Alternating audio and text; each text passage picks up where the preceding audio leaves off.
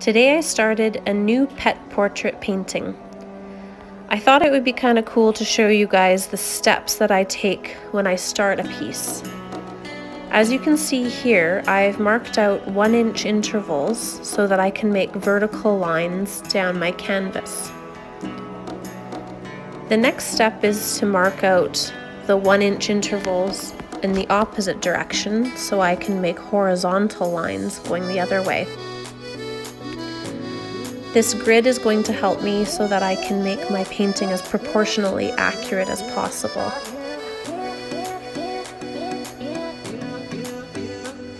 After I've made my grid, I upload my picture that I've gotten from my client to a program called Grid Hashtag, which simply puts a grid over an image. Then I go about sketching out the piece.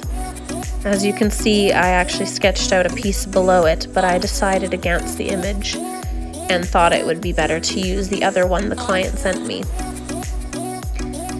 This portion of the drawing is just very rudimentary and basic. It's just giving me an idea of how the picture will look in the end, so it doesn't always look much like the original. Today I'm doing a background that's a light blue.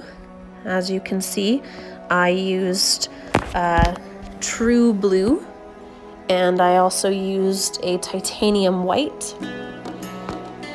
I just get my paints from a variety of sources. In fact, for years I bought my paints only from the dollar store because I was cheap, I guess. But now I've started buying them from a place called The Paint Spot, which is a local Edmonton art store.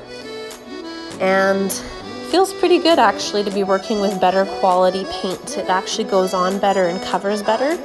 So for this base coat, I'll probably only need to put 2 layers rather than 3, which I would usually have to do using the dollar store version of the paint.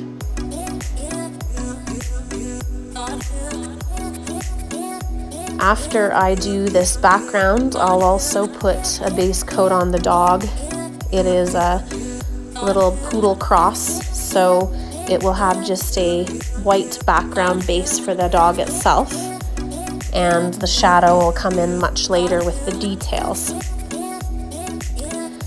Hope you guys enjoyed seeing the first steps on a new painting. Tune in next time to see what happens next.